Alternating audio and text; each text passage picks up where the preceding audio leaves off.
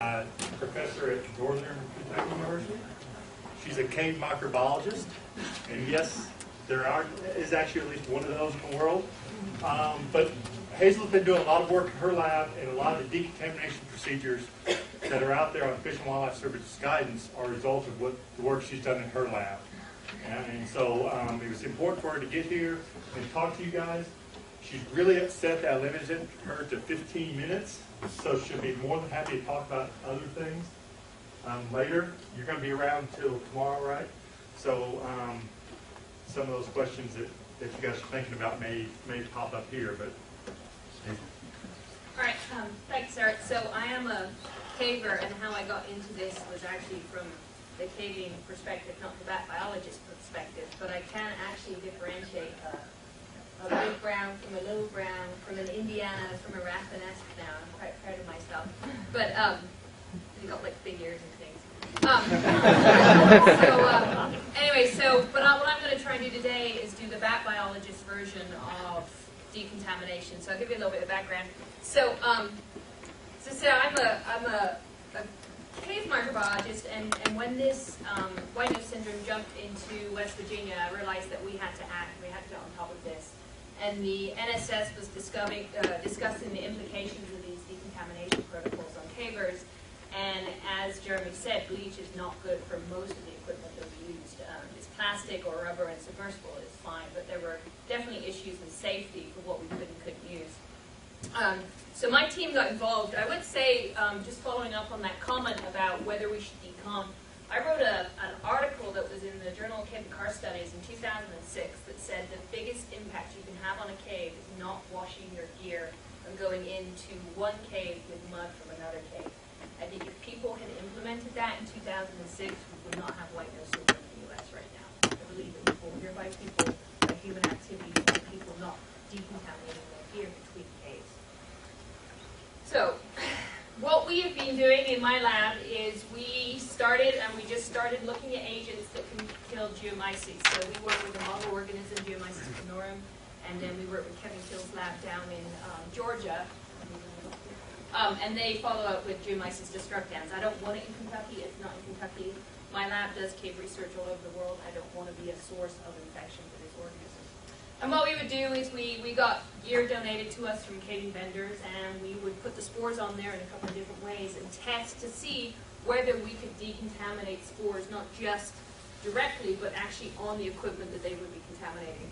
And this is just a list of some of the things that we have tested. We've tested over 80 different items using a number of different assays. We used 3 assays in the lab, so if we get a hit on one, then we follow up with a couple of other assays. We use Geomyces panorum, which is a model organism. It's non-pathogenic. You find it in cold soils all over the world. It's closely related to Geomyces destructans, but it will not make bats sick.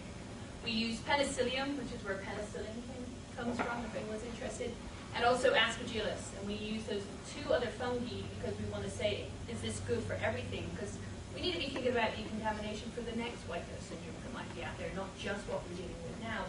We want to try and prevent spread of these agents around the world. And the other thing is we're looking for something that's very specific for Geomyces destructans. We want to find a magic bullet that we can wipe out geomyces in cave environments without destroying the native ecology in the cave. So we have 3 assays. We do a basic, this is classic microbiology. If anyone's ever taken introductory microbiology courses, these are the kind of assays you do. We use a diffusion, so we look at the susceptibility of these agents, different compounds. We look at how concentration has an effect, how much you have to add. You don't want to add any more than you need to because you don't want to damage gear. And we also look at the role of geochemistry. A lot of times when you're in caves, you're dealing with sediments and clays, and they actually affect the ability of these compounds to work. And then we have a couple of other assays that are kind of micro-geek assays that anybody's interested in we can talk about. But we really look at how efficient. The first assay says it's good, it's bad. The second 2 assays say it is 99.999% effective or 100% effective. And that's really what we're looking for. So this is just what a disk diffusion assay looks like. So we put the fungus on the plate, and then we put discs that contain different concentrations and different agents. This is one of the early things that we did. This is with Lysol IC. You can buy it. It's a great disinfectant. It doesn't damage nylon, so it's good for mist nets and things like that. And they recommend that you dilute it 1 to 254, which is somewhere between here and here. And what we saw that is it wasn't as effective. So we actually recommend you do, I think, a 1 to 128, which is between those to get an effective dose against this. And we also back that up with other assays. We then looked at the effect of sediments from the caves.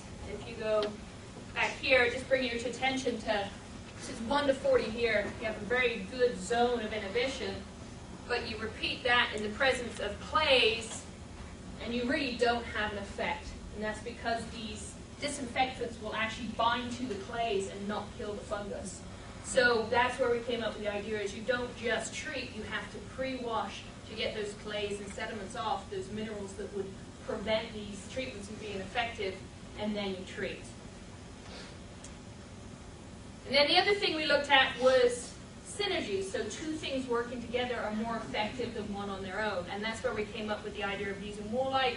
This is sports wash. I just got a nice image with it, but we get the same effect with woolite. This is formula 409. You can see it kills the spores for quite a distance.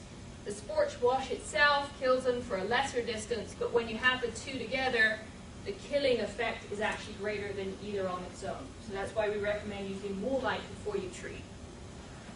So this is the protocol. This is up on the Fish and Wildlife site, and I've been working with Noel and Jeremy to update this, so we're going to have a simpler protocol. What you want to do is you want to wash away detritus. I just have a washing machine. I dump my gear in with a bunch of woolite. I wash it, then I disinfect. You get a bucket with your agent in it. You just kind of dunk it in there for 10 minutes, take it out, and then wash it to remove the disinfectant. You don't want to leave the disinfectant on there because over time it will start to wear away at your gear. The other thing is you don't want to be going into caves or handling bats with these disinfectants because you don't know what impact it's going to have on them. So you want to wash this stuff off when you're done. And then we also recommend, this is, we are actually trying to develop a rapid assay to detect Geomyces destructans spores on bats with a swabbing assay. This is one of my students, and this is Joe Johnson. He was doing work at Mammoth, and he was willing to help us. We don't handle bats for microbiologists, but bats no. So you can see they're both wearing gloves, and he's got his bat when they bite you glove. Yeah. Anyway, he's got a disposable glove over that. Change gloves between every bat. You may have one bat in an evening and you're holding 100 bats, but if you don't change gloves between that one bat, then you've infected the whole group. People have said to me, egg waste. I don't think now is the time to worry about waste. And the other thing people have said is, well, I can't manipulate bats when I've got gloves on. Surgeon can do neurosurgery with gloves. You can handle bats. The biggest mistake people have, and my students do this when they come in the lab, is you wear the wrong size. If you're wearing the wrong size glove, you can't do anything. If you have gloves that are a perfect fit, they're nice and tight on your hands, it's like a second skin. You shouldn't have any impact on your ability to handle a bat. So we get into ropes. So for the cavers, one of the big issues we have is safety. A lot of the equipment that we use is life support equipment. Certainly dangled high off the ground on ropes, and you don't want to treat it with something that's going to basically damage the integrity of the rope, and it's not going to be as strong as you want, and then you're going to fall off. The last thing we want to do is put